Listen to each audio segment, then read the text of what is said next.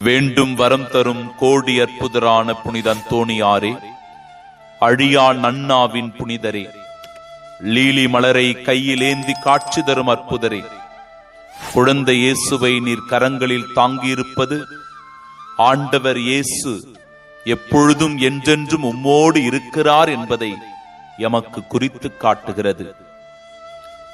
இறை வார்த்தையை தாங்கியிருப்பது நாங்களும் இறை வார்த்தையின் மீது மிகுந்த ஆர்வமும் நம்பிக்கையும் கொண்டு விசுவாசத்தில் நாள்தோறும் வளரவும், இறை வார்த்தை எங்களுக்கு நல் வழிகாட்டியாய் அமையவும் நீர் முன்மாதிரியாய் விளங்குகின்றீர்.